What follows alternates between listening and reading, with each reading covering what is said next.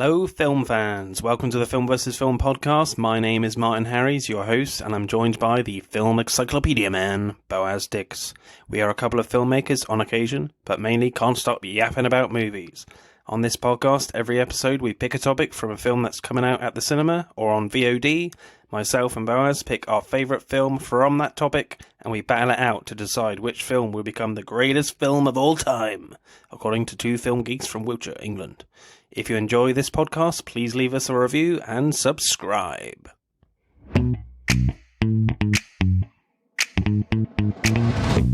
Hello, film fans. As A World to Come will be coming out on Netflix this week, we'll be focusing on LGBTQ films. As ever, I am joined by the Mr. Encyclopedia man. That is Mr. Boaz Dix. How are you, sir? Good. So, Boaz, we'll go with you first. He's laughing at me already. This is not a good sign. I always laugh at you, man. What is your pick? My pick is a film called Call Me By Your Name. Cool. From Luca Guadagnino. Mm-hmm. So, what happens in this one? And why did you pick it? I picked it because I had watched it with a few friends of mine a while back. Happened to be on TV. And I thought it was alright. It's literally the only LGBT film I could think of. They're not many. But there probably are. It's just you don't really see too many advertised or. I also kind of wanted to balance it out because you picked the one which is more, a girl and girl romance, and I didn't want to. There are quite a lot of those. Mm-hmm. There are quite a lot of films about the romantic life of lesbian women, and not as many about like homosexuals. Male homosexual. Yeah. So I had watched this and I thought, this was pretty good. So that's why I picked this one. So it's about I believe his father's like a professor of archaeology or something like that. And this guy, Elliot, he lives in Italy with his family. He's quite spoilt and what have you. And his dad has like a guy come over to be, I don't know what the word is. Like a researcher, like a protege, to learn from him and stuff. Yeah. This older guy called Oliver. And even though at the start, like he's acting like he doesn't like him, eventually, they kind of love each other and and go out with each other, and then he leaves, and it's just a kind of like whirlwind romance sort of thing. So let's kick off with directing, as always. I was quite surprised with like the tone of this film, I think, compared to a lot of other romantic films in this kind of genre of LGBTQ. Because the drama of this film is very much played down. It's almost, for me, it's like a hangout film disguised as like a romantic coming-of-age film. Especially with the few like emotional scenes at the end. It's all, about all the love for all these characters for each other. There's no, they respect each other. There's no big arguments or anything, which is not what you would expect at all in a story like this.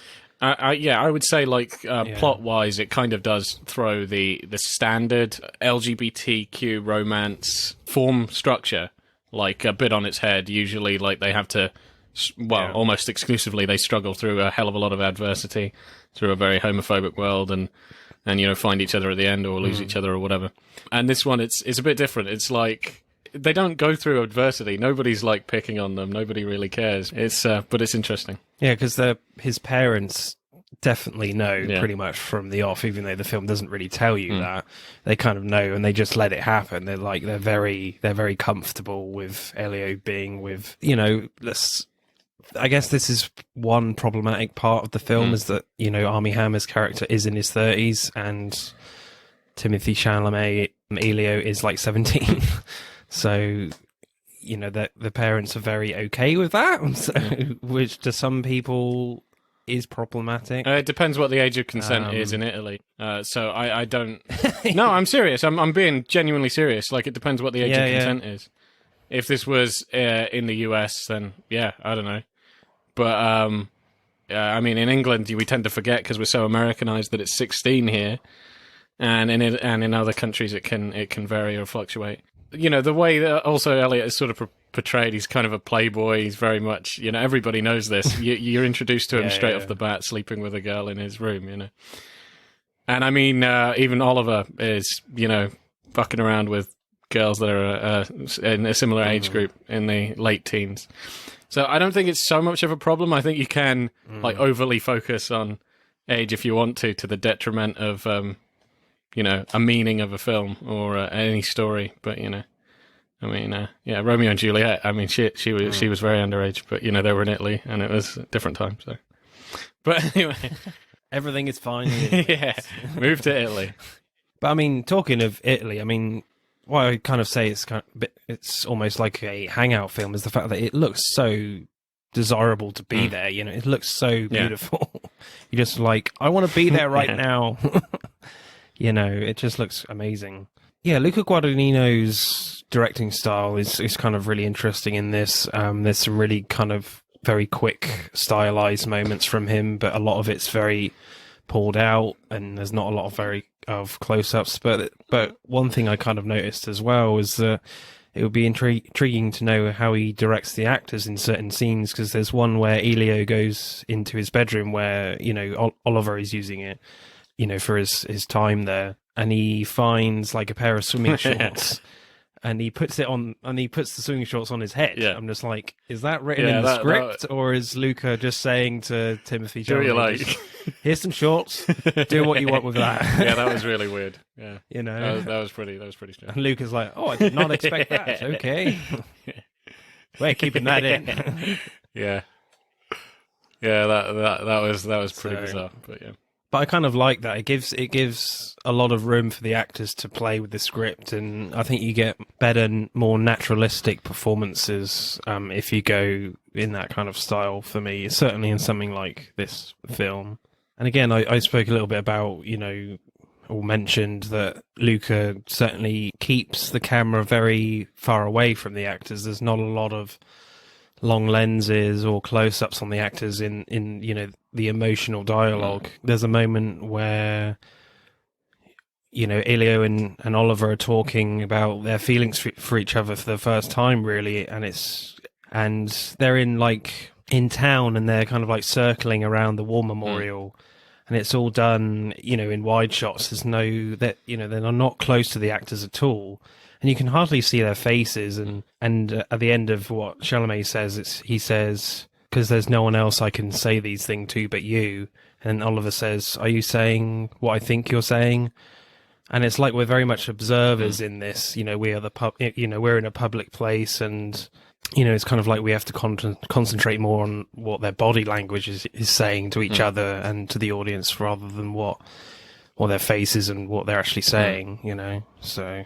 Which is a very different and interesting style Luca goes with, I think.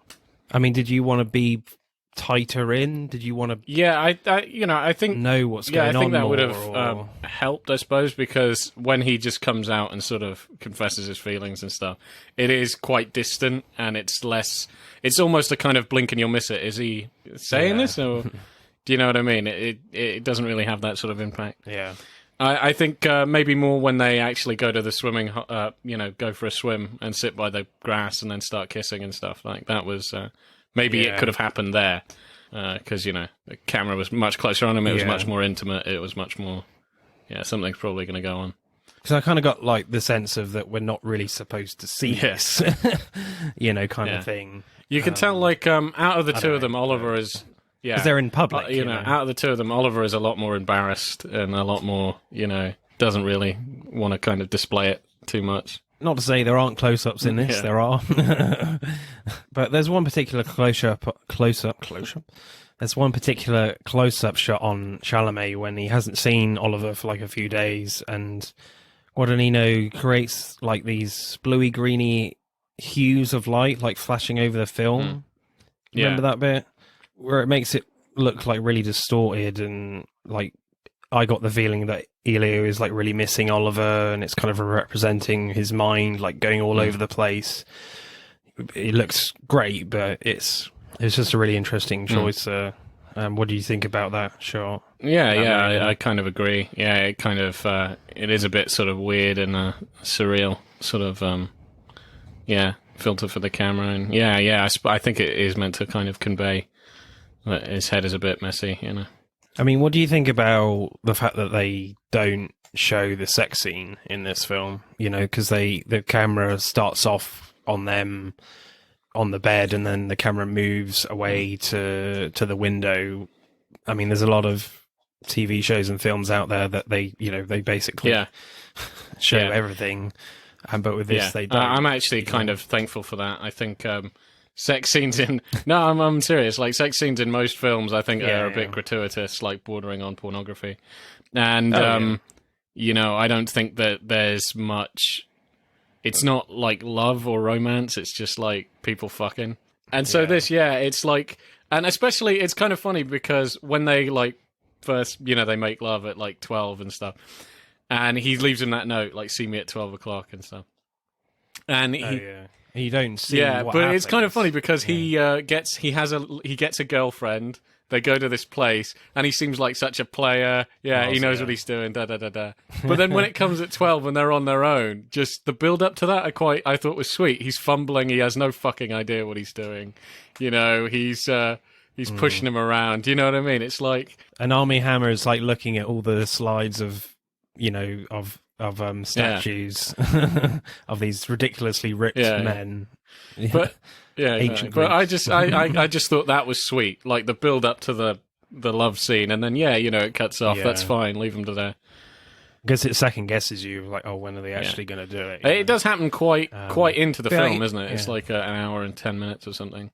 But I agree. I think if they did show everything, I think it wouldn't align with the rest of the tone of the film, because we said this is very much a hangout coming of age film. It looks great, and I think certainly with first time sex, it ain't pretty. It's tentacles it everywhere. This whole tone. Like an extra limbs. But there are some kind of all right. What sex do you have with? I'll just put it this way: they never let me in the aquarium ever again. Octopus fetish. There are some bits that they're sexapades. It is kind of like it's quite blue. Do you know what I mean? After that bit, they kind of get romantically involved quite a bit, and like he sucks him off. That was pretty crazy. Like where he just out of nowhere, just take off your pants. Yeah, I thought, whoa, Jesus.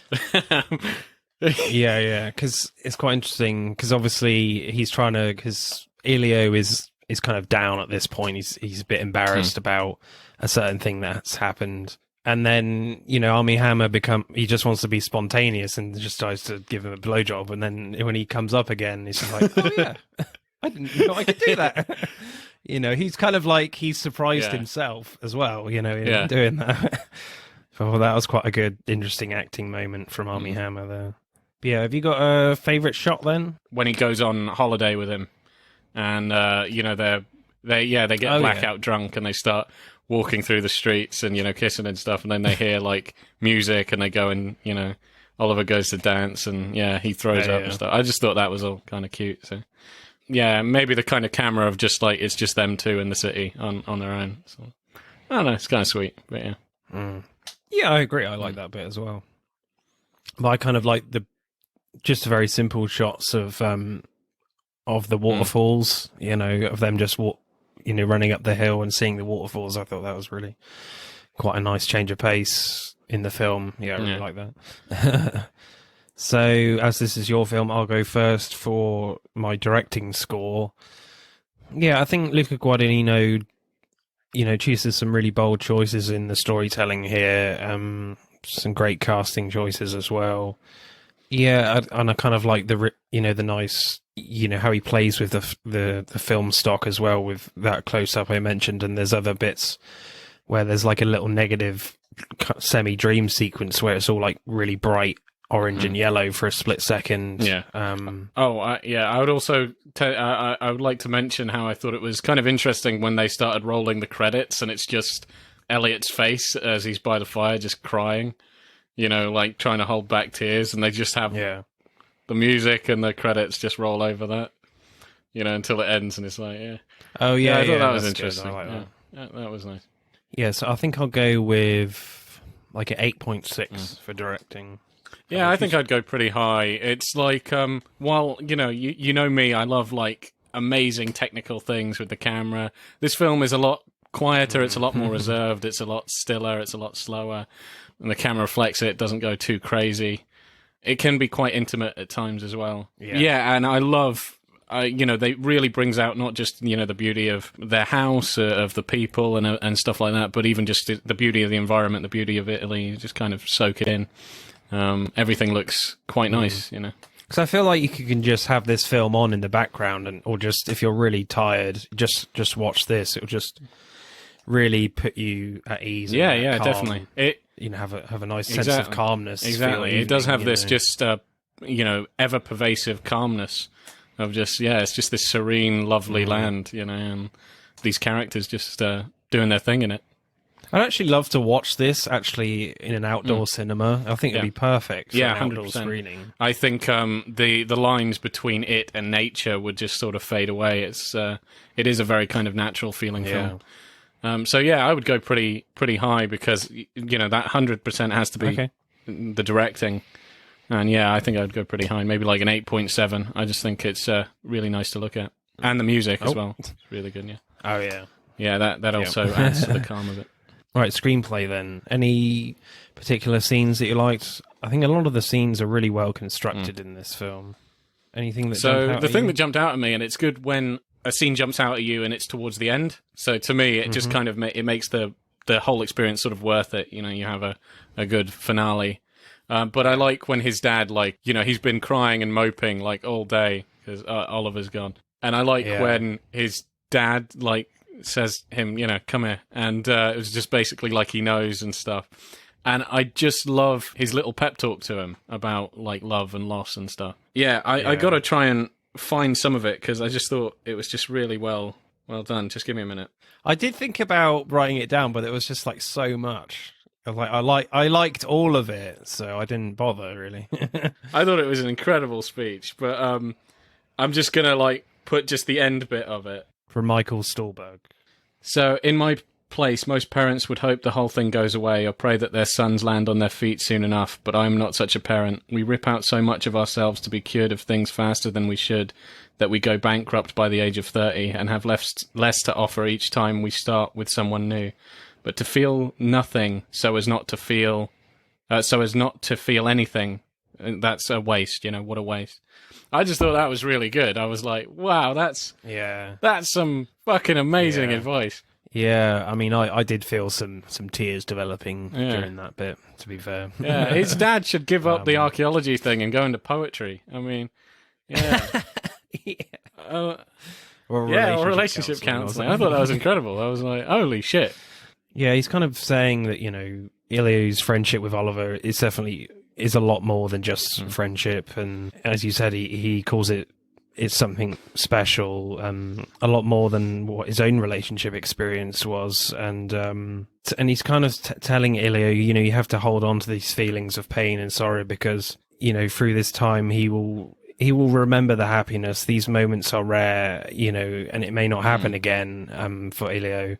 And I think that whole scene is actually encapsulated, as you said, that final close-up shot of him looking into the fire with the credits going as well, because it kind of starts with Ilio, really upset and crying, obviously very sad.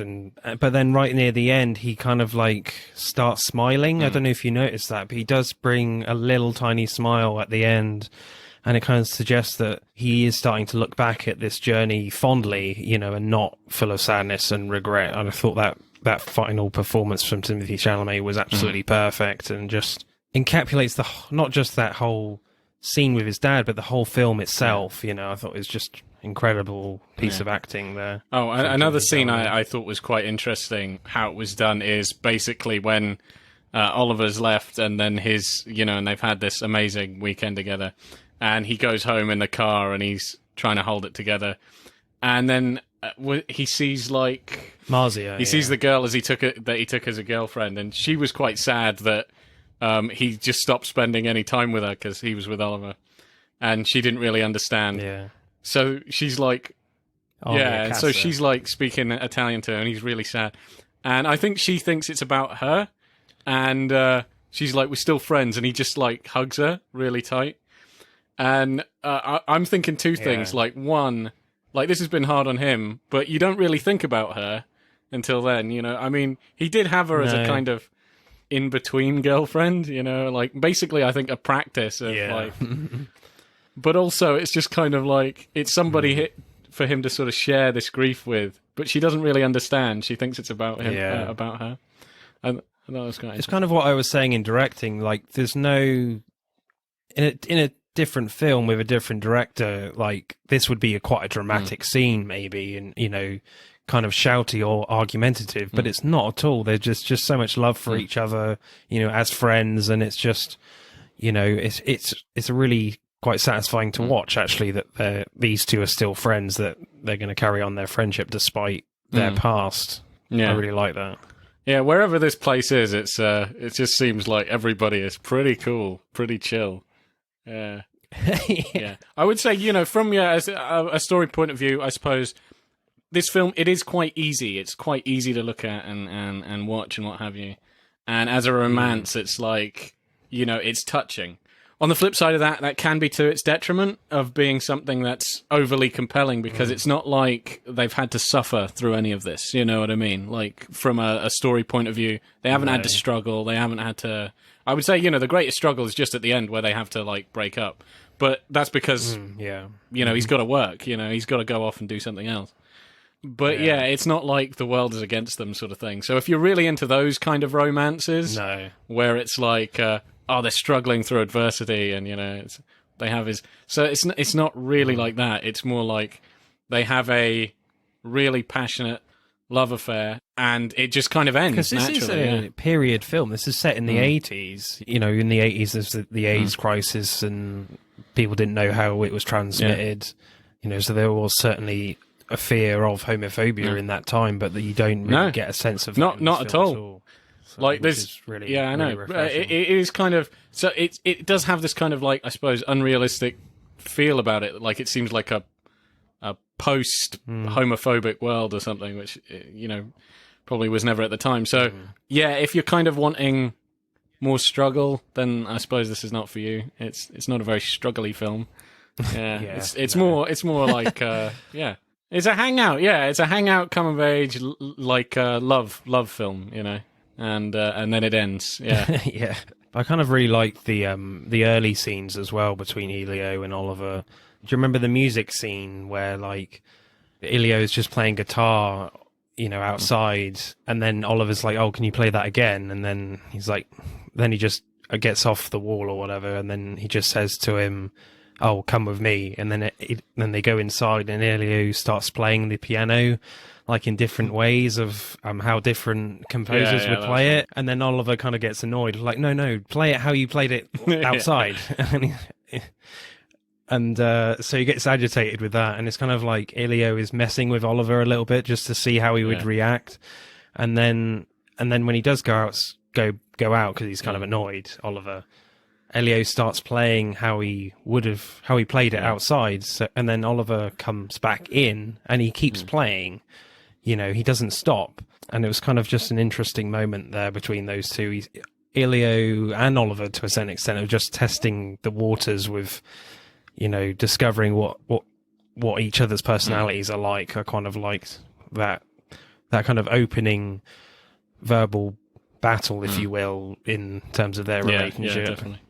Again, there's another really, like, sweet moment where Ilya's mother is telling him a story about, like, this prince and princess who are, like, madly in love, and she says, "Oh, is it better to speak or to die?" You know, about the subject of being in love, and Ilya says, "Oh, I don't think I have the courage to say something like that." And then his father's like, "Oh, I doubt that. Hey, Ellie Belly, you do know that you can always talk to us." And it's like you get this sense that his father senses something is up, and he kind of knows about him and Oliver.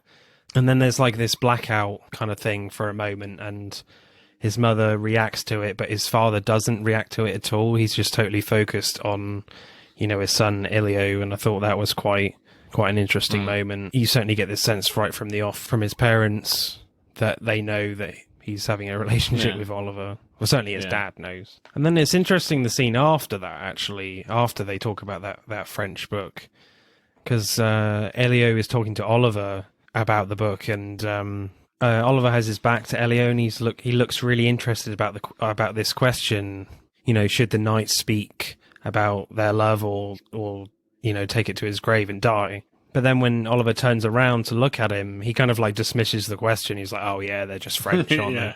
And he's kind of, you know, all smiley. But you kind of just get a little subtle glimpse when he has his back to him that, you know, Oliver does like him. You know, I thought that was again like a nice little opening for the audience to see where Oliver is at.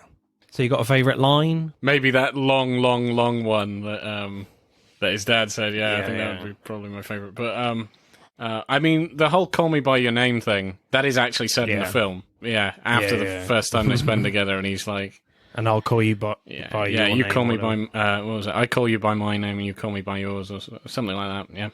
Yeah, and they keep doing that. Like, you know, he would call him Oliver, and he's like Elio. Yeah. I think even at the last time they actually talked, time they actually talked, where he's telling him he's getting married, and he's just like Elio, yeah. Yeah, it's really heartbreaking, that phone call. It's just like, no. Yeah, because he even like just says, "I suppose you're calling to say you've gotten married or something." He's like, "Yeah, not yet. In a couple of months or something. It's booked." And he's Is he actually getting married to a woman? I'm pretty sure. Yeah. That ain't gonna last. Yeah, maybe. Yeah, I think it's funny because narratively, I think there are points where they're trying to make each other jealous with like the women they're picking. Like, where he's not sure about him, he gets this girl he's kissing in front of everybody and what have you, and Oliver has this other girl that he basically does the same to him. It's like kissing in front of her, and he's like, "Oh, you should ask her out." You know, I've seen her naked once and stuff like that. You know, and he's like, "Do you want me to ask her out?" He's like, you know, I just find it funny they were trying to make each other jealous. Yeah, I think my favourite line is, which will segue nicely into acting for me, is, "Am I offending you?" Where he grabs his knob. Yeah, I thought that was hilarious. I was like, dude, personal space. Yeah. So, score for screenplay. I don't get the impression there was too much improvisation in this compared to like the directional style. Yeah, I think I'll go about 8.3, I think. That's a good score. I think I'll go like maybe 8.4, something like that. Right, acting then. There are a few terrible things in this film. One of which is Armie Hammer's dancing. I'm like, oh god, that's bad. You've got to get off that dance floor, man. No dancing in the street for you ever again, Mr. Armie Hammer. No, nope. Just stand and look pretty. Don't move. Yeah, it's so cringeworthy. Especially, you know, in the nightclub scene. It's interesting, actually, on the shots on Timothée Chalamet when he's watching him, you know, because he's really trying to relax and be cool, you know, smoking and drinking off the dance floor. And then he, you know, it's as if he just can't take his eyes off Oliver in this moment. And then he does go off and dance on the dance floor next to him and kind of tries to get his attention by dancing close to him or whatever, but it kind of like fails badly. Doesn't really work. I quite like that. I like the scene where they kind of kiss for the first time, and yeah, Oliver definitely like enjoys it, but he says, "Oh, we shouldn't." And then, as I said, my favorite line, Elio puts his hands on his balls and says, "Am I offending you?"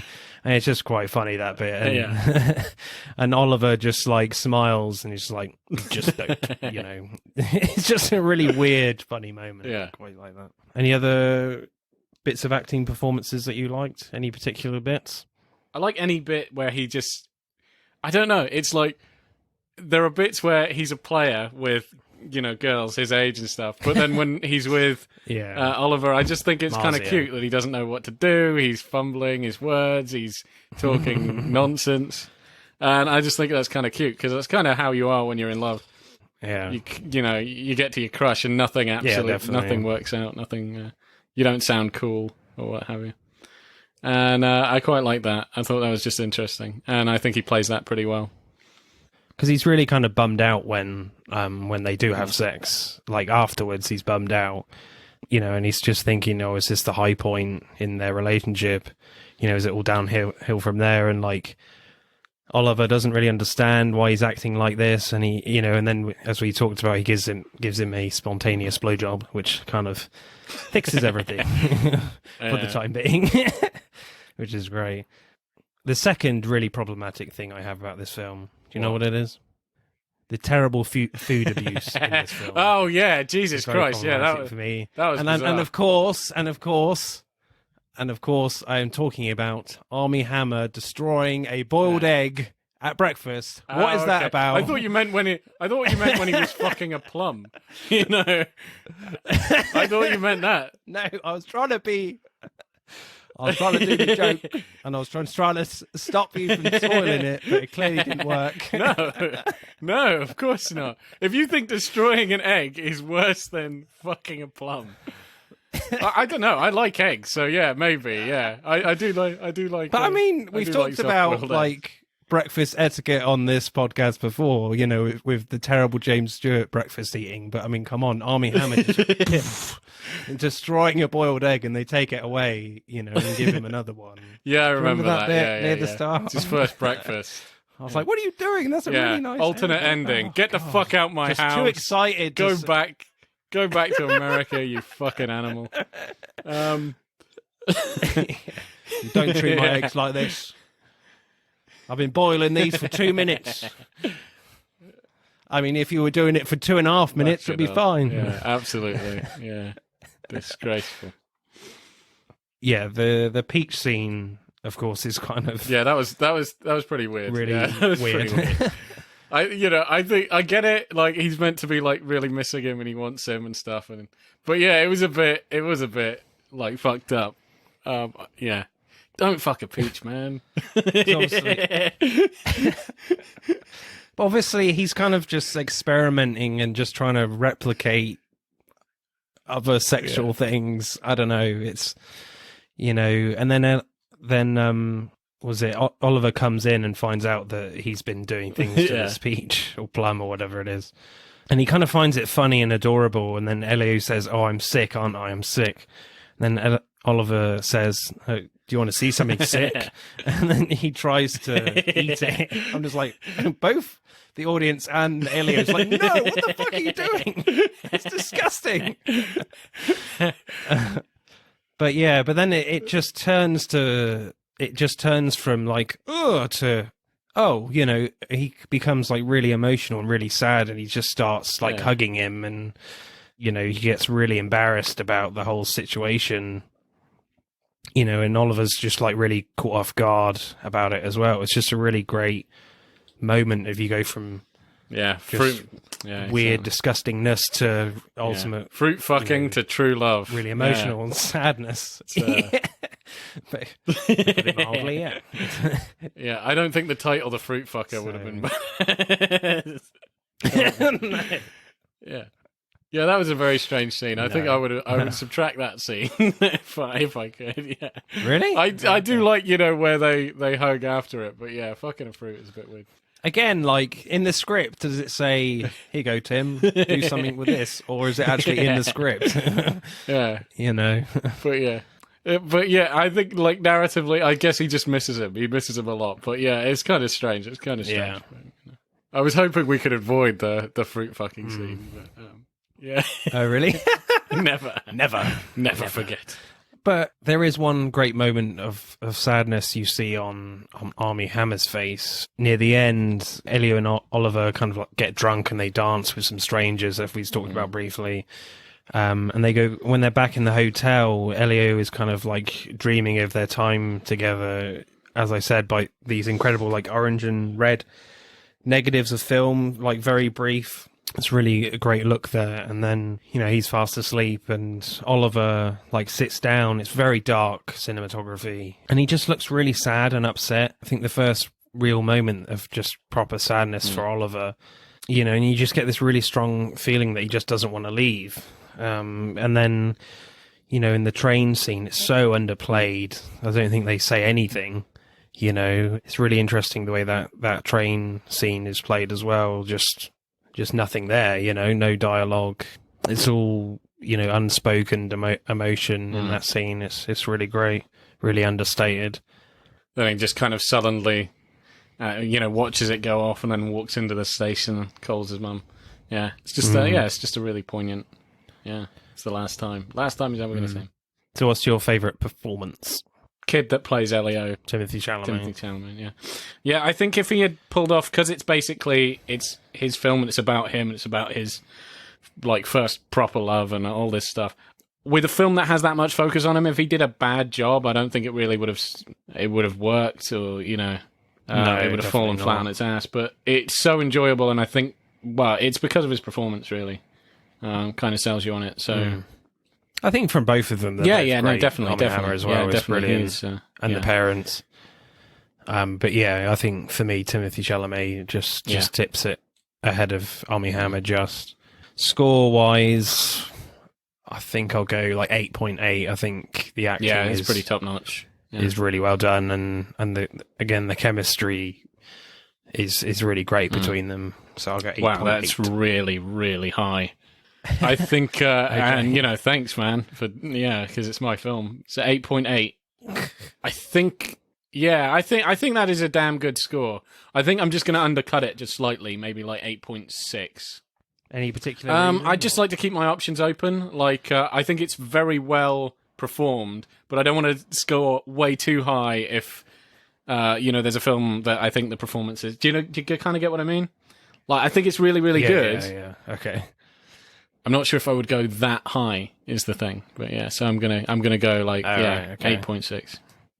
Still solid. It's an amazing performance, but just don't want to go that high. Yeah. Let's add up the scores then for Call Me by Your Name. I also kind of scored a little underused because I want to be somewhat modest. I don't want to win so crazily over your pick. Your pick is amazing though, so we'll talk about that. Call You by... Oh, fuck, I just can't say this fucking title. Anyway. The Fruit Fuckers.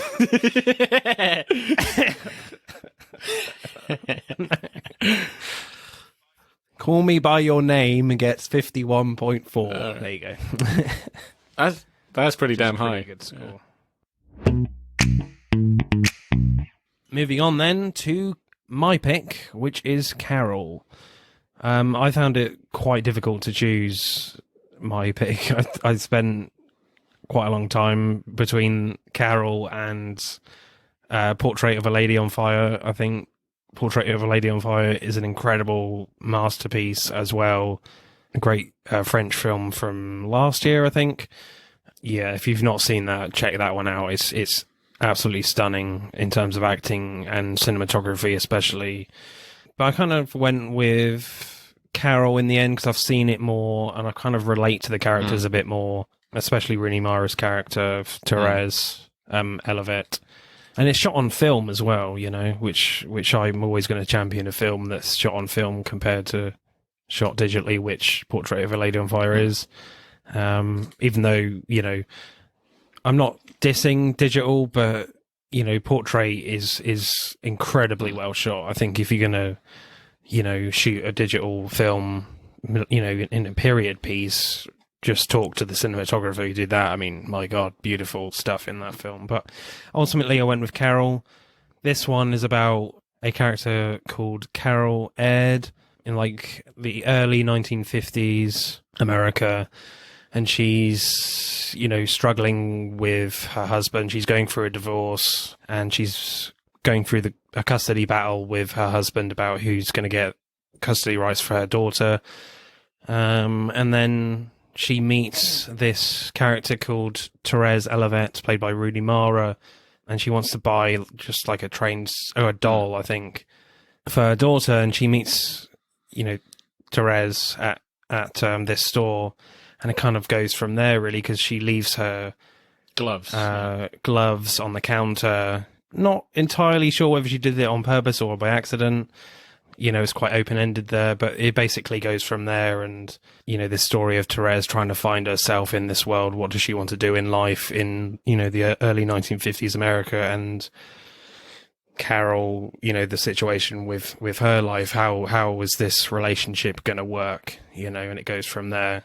I adore this film. I think it's just so beautifully shot and acted and written. I just, you know, you might get some crazy scores from me in this one. But, yeah, I think I've seen this about 5 times now, from 2015. Yeah, directed by Todd Haynes. Yeah, just beautiful.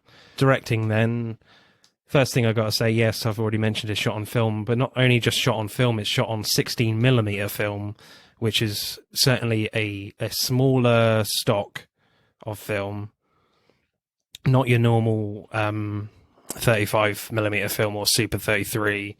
It's 16mm, which is a lot smaller, so you get a lot less information in your image, and it kind of can get a little bit more grainy as well. So you kind of have to have an expert cinematographer as well in this, and it just looks stunning.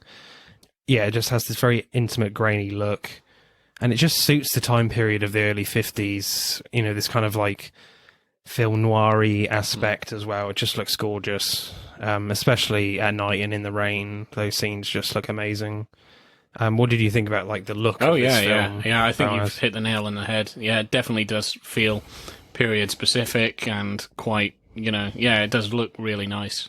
Especially like the little montage sequence of Carol and Therese in the car going on their trip, the first one, and you see all these little close-up shots of their faces, you know, and all these different looks they're giving each other, longing looks, and I think there's even like shots of Therese back in the cab, like right at the start, in the rain. There's tiny little flashbacks moments.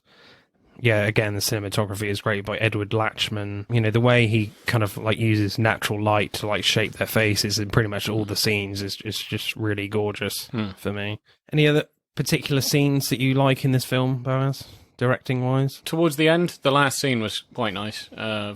She goes to that dinner Therese was invited to, and sees Carol in the distance. You know how the camera sort of zooms in on her and sort of pulls back from Therese, almost like she's being like pulled in, you know, to Carol, and I quite like that. I thought that was a really nice ending shot. There's a lot of like, nice POV slow-mo in that scene as well, which I really like. That's actually my favourite shot. Yeah. So another shot I quite liked is where they haven't seen each other for a while, and she's going through a court case and what have you. Discussing it with her lawyers before the court case.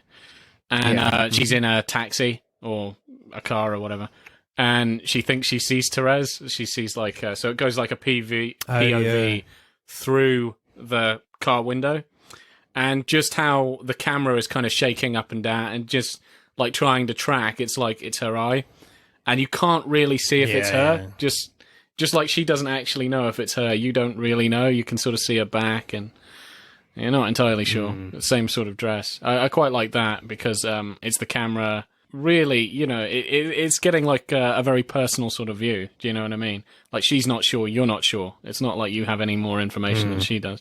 And I quite like that. I thought that was a really good shot. Yeah, I quite like the little scene when they stop to take a break from their trip to wherever they're going. I can't remember. And Carol stops to look at some Christmas trees. And there's shots of like Therese, Rudy Mara's character, like loading film. I just really love that geeky stuff because I've actually got like a little film camera, an Olympus OM1.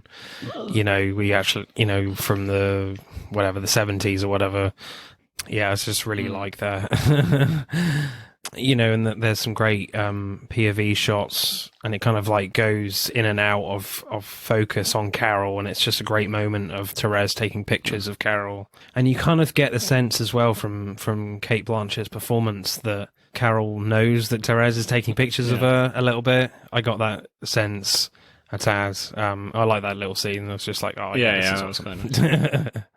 Again, there is a sex scene in this, and they do show it compared to Call You By My Name. They don't show it, but I think this is I feel like it's a very different kind of love in this film where it's kind of a desperation, escapism-esque love, if you know what I mean. Like these two characters are very much lost, with Carol in the middle, kind of in like a midlife crisis, and Therese just on the cusp of not really knowing what direction her life wants to go in, and they just meet each other, and kind of encapsulates in this sex scene. It's just beautifully lit as well. But it's not, as you said, it's not pornographic at all. It's beautifully lit. I don't know if I mentioned that. It's just really tender, and you just believe it completely. But yeah, I completely agree. I mean, it's been building up to it for quite some time at that point in the film. It's mainly Carol taking sort of control there, but not in a kind of forceful or dominating or demeaning way, but just kind of easing her into it. And she's very kind of open for this because she wants it as well, Therese. And it's just quite sensual, very kissy, very lovey, and caressing and stuff like that. And the way, again, like the light just curves around their bodies, just really beautiful. What was interesting, actually, I looked at some YouTube interviews about this film as well, and they were saying this scene was actually really easy to shoot. The actors felt really comfortable, on and off screen, certainly, especially in this sex scene, because the chemistry was really strong, and they felt very safe and trusted by the director, Todd Haynes. And I felt, in recent news, just really disappointed. In a recent interview, Keira Knightley came out and said that she would never do a sex scene with a male director again, and I just found that really disappointing. We don't know whether she's had a bad experience in the past, but I just feel like when you have just a really great film in like Carol with this, which is focused on two female characters, on this romantic journey, just really well done by a male director, and they have a sex scene in there, and and it's really well done. It's just really disappointing for someone like Keira Knightley to say that, and it's just like, I just feel like you're kind of limiting yourself a little bit. But I guess I respect that decision at the same time. But I just feel like you could have the same thing with maybe two male, like in Call You by Your Name. Like maybe would Armie Hammer and Timothée Chalamet feel uncomfortable about like a female director directing a sex scene like that? I don't know. I don't think they would be terribly offended at all. And obviously this film is pre-Me Too as well, so it was a different time during Carol. And it would be interesting to see whether someone like Todd Haynes would actually have the opportunity to do a film like this again, Maybe he won't. I don't know. Yeah, I just felt that was a bit disappointing from her, personally. But what do you feel on that, Boaz? Yeah, well, it kind of just, depends on what her experience was that, soured her to the idea. Yeah, so, I mean, you can't fault her if she had a bad experience, Yeah. I remember hearing about, there was another, girl romance film. I can't remember, it was like The Colour Blue or something. Blue is the warmest colour? That's the one. Blue is the warmest colour. And that got, accolades and stuff like that, but one of the actresses said that filming was uncomfortable as shit, and felt a lot of the scenes like, the director was a bit forceful, even the love scene. So, it kind of depends who the hell the director is, and all it takes is one bad experience, and then it can just sour you off to the whole idea. Yeah, definitely. But I think certainly with Carol, both Rooney Mara and Cate Blanchett have said they felt incredibly comfortable doing it, and it was really easy doing the sex scene with Todd Haynes, who is a man.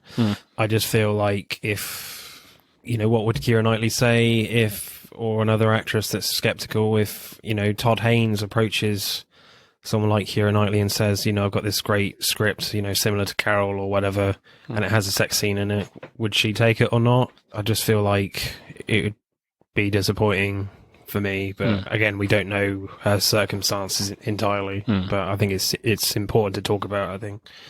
What's your favourite shot, Mr. Encyclopedia Man? So I had a few shots that I quite liked. I said, where she's looking for, she thinks she sees her on the street. I quite like that shot.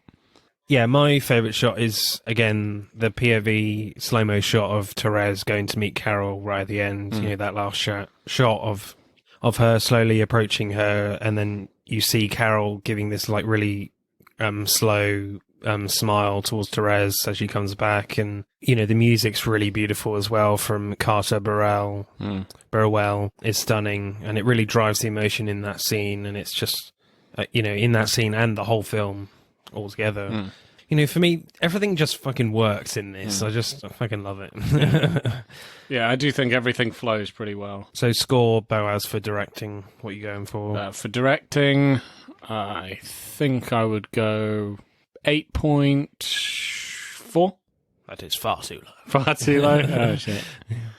I just find that the fact that a director and a cinematographer are so willing to and committed to shoot on 60mm for their whole picture is really brave for me. You know, the fact that you are limiting yourself to less information in the frame, and you're going to get a lot of grain, but the end results are amazing, you know. And it's not like with digital, you shoot a scene, then you can literally just see playback straight away.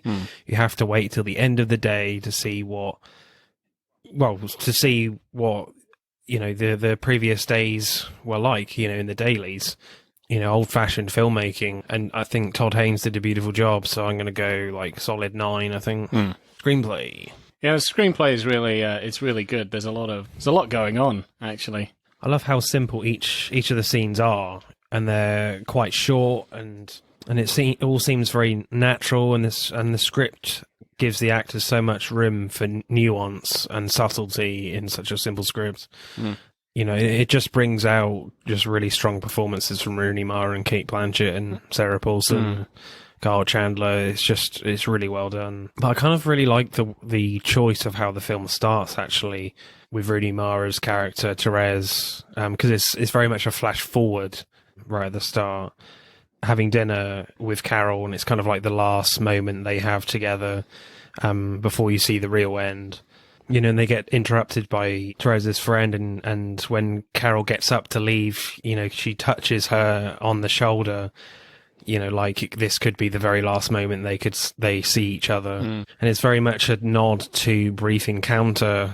I don't know if you know that film, where a similar thing happens, where, you know, these characters just meet for a few days and they just fall in love, and then the guy has to leave on the train, and then he touches her on the shoulder and leaves. So it's very much a direct nod to Brief Encounter.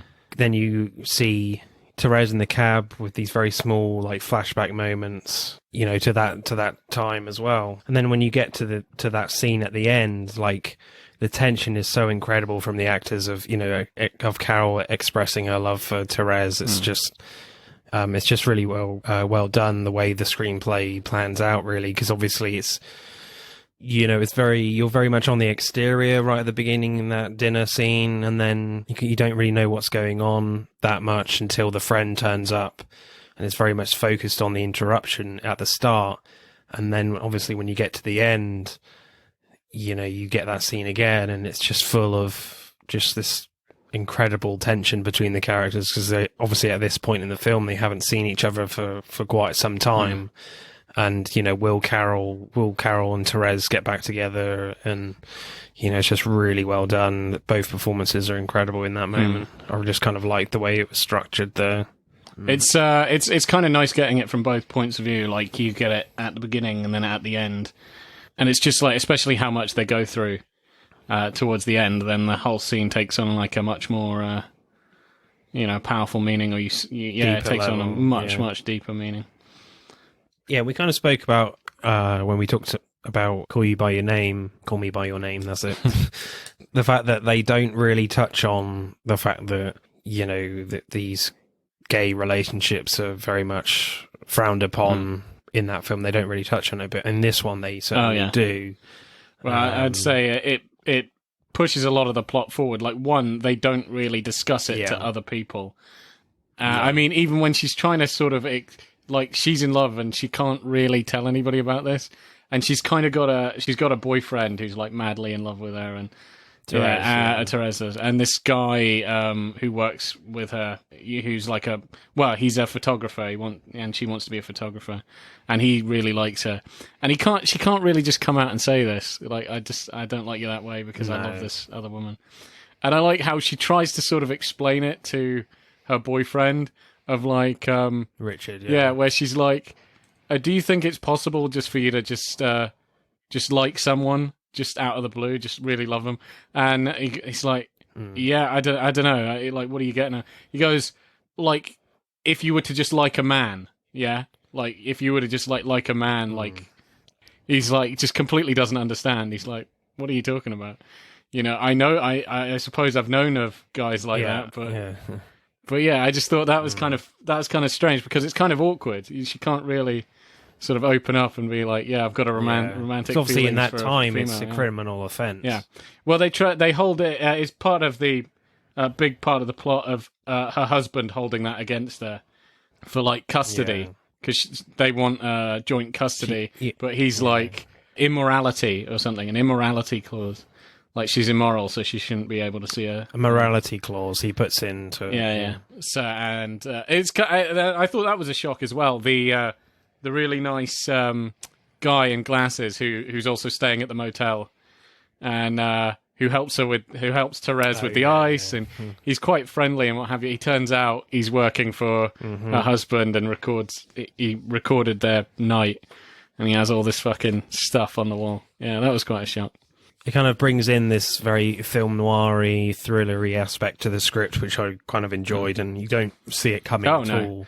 You don't think Harv would be that awful to Carol. You're just like, what the hell? Yeah, I thought it was quite shocking because she gets a telegram, and I like that scene because it's filmed straight through the window, so you're looking through the window from outside as she's going to check out. So you're like, okay, this bit is over. This kind of romance bit or whatever. They're checking out the motel. They've done whatever, and then it's like, oh, you have a telegram, and she reads the telegram, and she's just like, what the hell? Freaks out and runs to her car to get something from a car. And you're like, what's going on?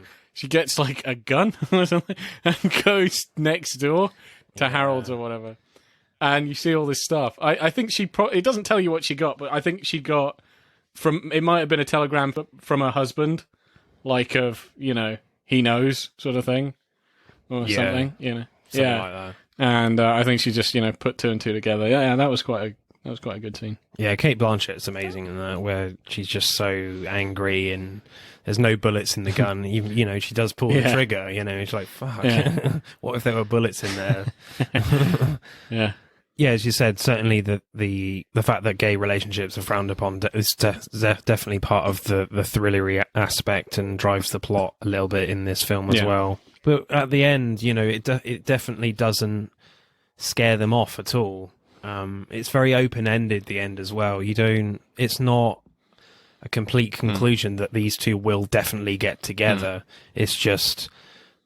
Certainly, Therese has changed her mind. Yeah, I want to see Carol again, you know, and she's more along with the ride, maybe, of seeing where this relationship goes with Carol. Because, like... once she gets her custody sorted out. Well, because it's like... I think she basically got the custody sorted out by that point. Because when she thinks she sees Therese and stuff like that, and, you know, she's obviously thinking about her, and then she goes to the hearing, and they're talking about... Her lawyer is talking about how she's seen a therapist and she's not gay anymore and stuff. And she's like, she tells him off. It's like, you know, I don't regret that at all. You know, that's all bullshit. Like, I do still love her and all that stuff. He goes, and I'm even going to waive custody, but I want visitations, you know. And so don't be I think, what was it? She says, you know, and if you don't take that deal, we'll go to court and it'll get ugly, and we're not ugly and stuff like that. And she cries. We're not ugly people. Yeah. But I think by that point, she's kind of realised that, you know, she's trying to kind of do a compromise of like still have Therese, because she kind of just cut clean off of her to try and make this work so she could see her daughter. And so she's come up with this compromise of not necessarily having custody, but she'll see her like once a week. Or something. She's very open to the fact that she wants to be with Therese, but I still want to see my daughter, you know. I think both Kate Blanchett and Kyle Chandler are amazing in that scene. Yeah, definitely. Yeah. And I think it's kind of funny as well, because the way he performs it, he doesn't seem like a terrible person. It's like, it's just unfortunately she doesn't love him anymore. He's in like complete shock, really, of just like, you know, his silence is kind of deafening. It's just like, she did not expect that at all. he was fully prepared to go to court with her, you know, and the fact that she's just, you have full custody, and it's just like, whoa. I don't think it's even a case of like he wants. It's very strange. It's like he's her ex-husband, and they're going through a divorce, but you get these constant scenes where he does want her back. You know, it's not just about sharing the kid, and he does things that are kind of like asshole-like, of taking the daughter just like that. You know, she's spending Christmas with me. Because he shows up to Sarah Paulson's character's house, just like, she's not at home, or she's not somewhere else, so she must be at your place. Like, let me in, I want to see my wife. She's still my wife, you know. Kyle Chandler is great in this film, I think. But he tries to kind of force her to stay with him for a bit. Like, where he goes to collect his daughter, and she's like, well, she doesn't have her stuff, and he goes and gets her.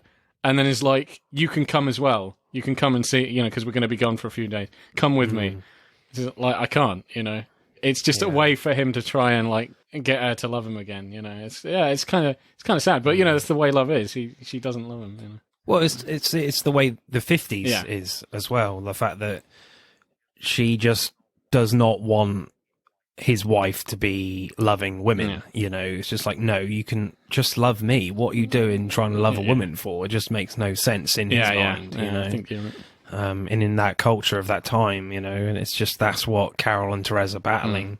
Yeah, and they kind of end up just losing each other in their love at the end anyway, so it's kind of great.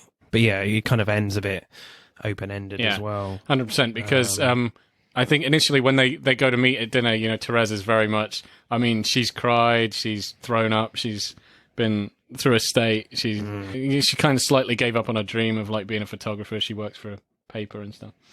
And I kind of thought that was, what was it, when they meet up, and it's just really tense, you know, and she's not smiling and stuff.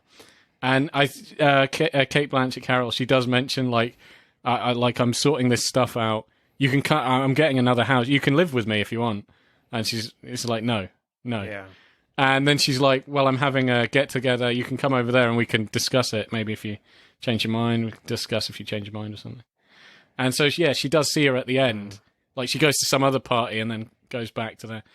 But yeah, it doesn't mean she's going to say yes. But, you know, it is, as you said, quite open-ended. She is seeing her again. Probably to talk about this more.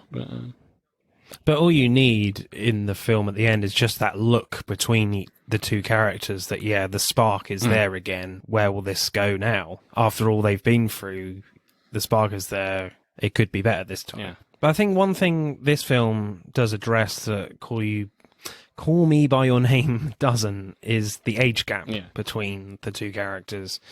Call Me By Your Name, I will get it right at some point, doesn't really address that, I don't think, so much. Yeah, I think you're kind Oliver of right. is 30 and Chalamet is 17 in the film. Elio. They don't really have a conversation sort of addressing the forbiddenness of it all, not just the same-sexness, but but they gap. kind of do in 100%, certainly, not in terms of their age necessarily, but just in terms of where they both are at in their lives, in terms of life experience and what shit they have to deal with.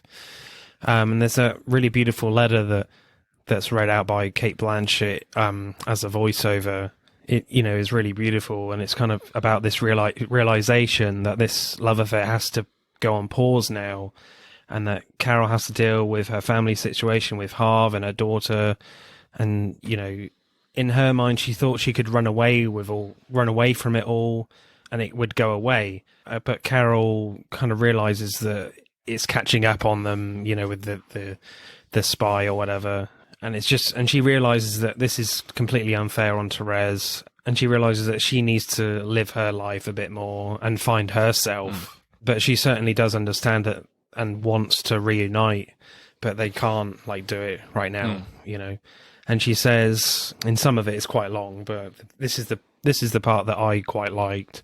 That kind of sums up what Carol's point of view is, where she says, "I have much to do, and you, my darling, even more. Please believe that I would do anything to see you happy.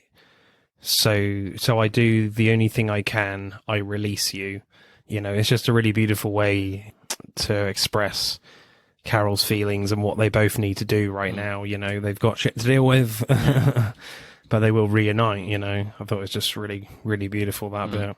So have you got a favourite line? That's my favourite line, by the way. That kind of like that voiceover bit. Have you got a favourite line? I think maybe just the very simple "I love you," which had never been said up until that point, and is said towards the end. Oh, at the dinner. I mean, that's quite effective, you know. And I definitely felt it. In most films. Yeah, in most films. I think it's good that they left it quite late, because I think it's just something that she's very uncomfortable saying. Do you know what I mean? Like getting yourself out in the open. Yeah, in the 50s context. Yeah, definitely, yeah. And that she can say it, and in kind of a semi-public place, like in dinner. And it's just, I don't know, it just felt quite impactful. It was like... So it's a very simple line, but I thought it was pretty good. I did like, although I can't, like, know the line verbatim, but where she's trying to explain being attracted to a woman, to a boyfriend, I thought that was kind of funny, because you're like, you know what she's trying to say, but she can't just come out and say it. Yeah. You get a kind of a good sense of her innocence as well, you know, which I quite liked. She is really innocent, because she keeps blaming herself for like shit that's got nothing to do with her. Like when they get caught. Oh, I'm so sorry. It's like, what the hell are you sorry for? She's done like nothing wrong.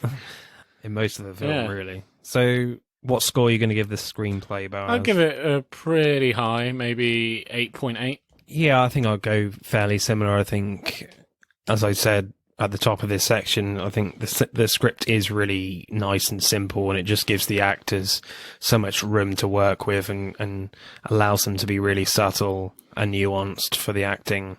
Yeah, it's just really well done, I think. So I'll go same, like 8.8, I think. Right, acting then. I kind of really love the performance from both women at the lunch scene. First proper, like, sit-down scene they have between Carol and Therese. You know, the subtle little looks they give each other is just really interesting to rewatch. You know, you get this great sense of chemistry and electricity between Rooney Mara's performance. You know, she's just so innocent and curious about Carol, and you know, Cate Blanchett has this real great presence and stature about her, you know, and the way she holds herself throughout the film, and certainly throughout the film as well. Like, this persona, like, slightly crumbles away, you know, and she really, and her emotions come out a lot more the more the film goes along, and you certainly see that right from the start in this scene, with these little looks towards Therese. I thought it's just a really great starting point in this film with their relationship. Yeah, we talked a little bit about Carl Chandler, but he kind of makes a really great drunk husband. You know, the way he starts to talk to Therese when he's in the house. It's just like really awkward and just like...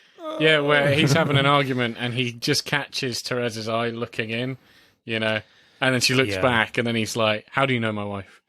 And it's like, whoa, Jesus Christ, calm down, man. Yeah, I'm just listening to music. I love Rooney Mara in this film as well. He plays Therese. And when she goes home on the train, after the trip they go on that doesn't particularly go very well with Carol, and she just breaks down in tears like so quickly. You just feel so sad for her, because as we said, she's literally done nothing wrong in this first trip that they go on. Just an incredible sequence from Rooney Mara. I just hope they don't use like onions or whatever to make her cry in that moment. It would just be great to know the fact that she did that herself. She got to a place where she could do that, you know, not just use a trick or whatever. If it was, I would just feel so cheated. I was like, oh, really? No. I remember I was watching this one film where one of these actors, his eyes were really red and he was like tearing up and stuff. And it turned out he used to rub things onto his eyelids. Yeah. So it's like this cream, and it's just very irritable or something. But I'm not sure. I don't know. Got to figure out what her method was. But yeah, it seemed quite genuine. And also, there's a great transition shot actually from there, where the camera pulls to the left as she's on the train to the window, and then it goes dark, and you know, you see her reflection. It goes dark, and then you all of a sudden you're inside a car, looking through the window at Therese walking to her apartment. I thought that was really well done from Todd Haynes. I quite like that. Yeah, that was a really good shot. Yeah. Yeah, I love my transitions. That was a really good transition. Yeah. I knew it. Yeah, that's stuck in my mind. I should have mentioned that on the directing. Any other performances you liked? Oh, Carol's friend, who she had a relationship with a long time prior to that. Sarah Paulson. Yeah, she was really good. Not like anything, so over the top, but she just seemed quite genuine, quite like a genuine friend, and it's really well really cast well in that cast, sort of role as a best friend. I like how sort of Therese, when everything kind of breaks down, and she goes and gets her, and she's like, why are you being so? I think she says, "Why are you being so mean to me? Why are you mean? Or why don't you like me?" or something like that. And she's like, "Dear, I wouldn't drive halfway across the country if I didn't, like you." Yeah. And then she's like inquiring about her past relationship, because I think she's thinking, "Oh, this has happened before," and she's throwing me aside, and she's saying like, "What we had is not at all what you guys had." Ours was, incredibly brief. It wasn't really a thing. And now we're friends, and I don't know. I just quite like the performance. In Carol's experimental stage. Yeah. But I just quite like that. Yeah, there's loads of great moments from Cate Blanchett as well. Just an incredible actress. Oh, yeah, I agree. For me. Yeah, I think she steals the show. Yeah, the moment when Cate Blanchett is on the phone to Therese, Cate Blanchett is amazing because she looks like she's so nervous at times because she's literally shaking, especially when Therese says, "I want to ask you things, but you don't want that." And Carol says, "Ask me things, please," out of desperation to see her again, and it's just...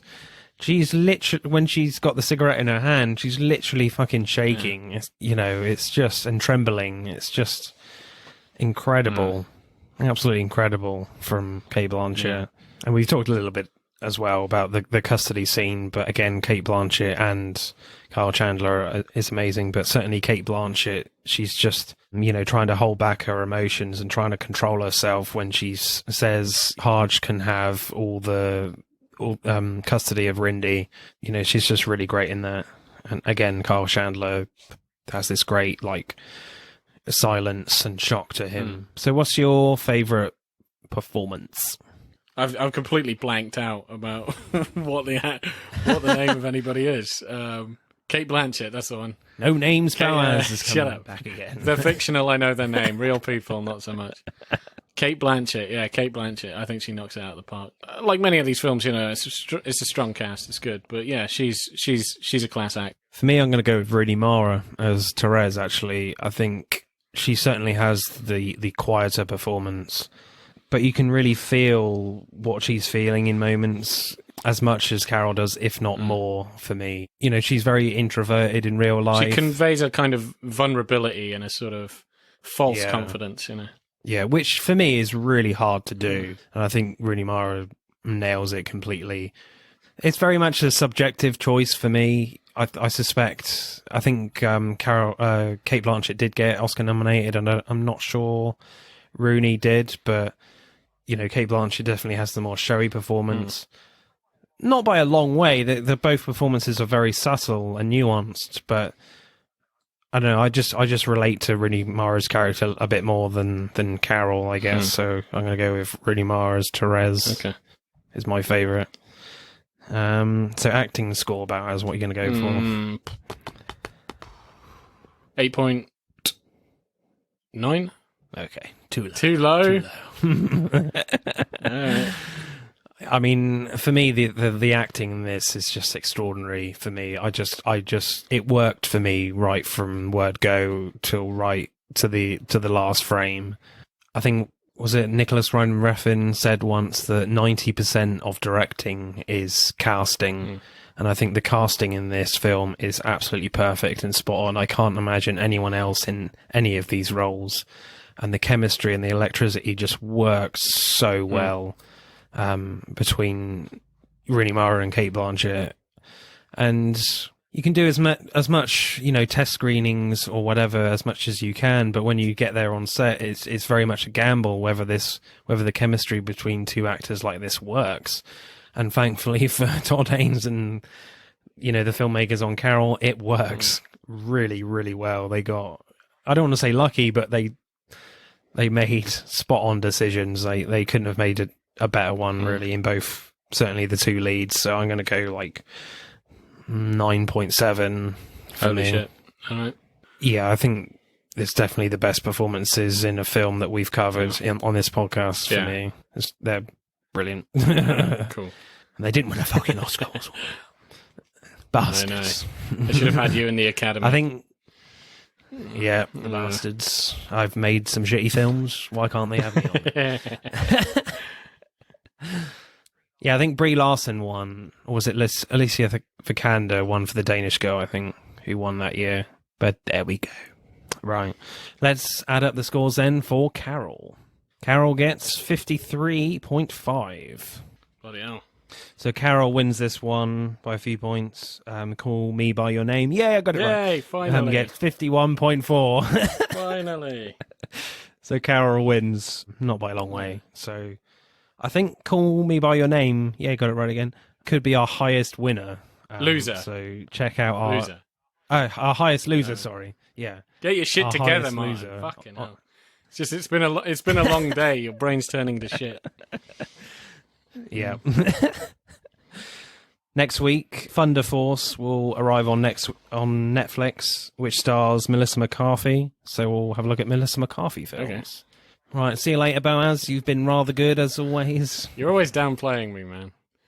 Why don't you go fuck up Peach? I've actually got oranges downstairs, not peaches. Okay, yeah. They hurt a bit more on your cock, I find. So, yeah. All right. From experience, I guess. Lemons are the worst. Melons. All right. Bye-bye. Sorry. Okay. Join us for our next show where we will talk about what fruit to stick your dick in. Oh, God.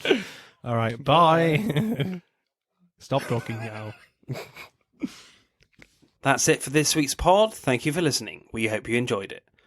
If you would like to find out more about the podcast or suggest future topics for us to discuss related to upcoming releases, let us know on Instagram at Film vs. Film Podcast or on Twitter at FVF_podcast. Remember, please subscribe. Pod signing off.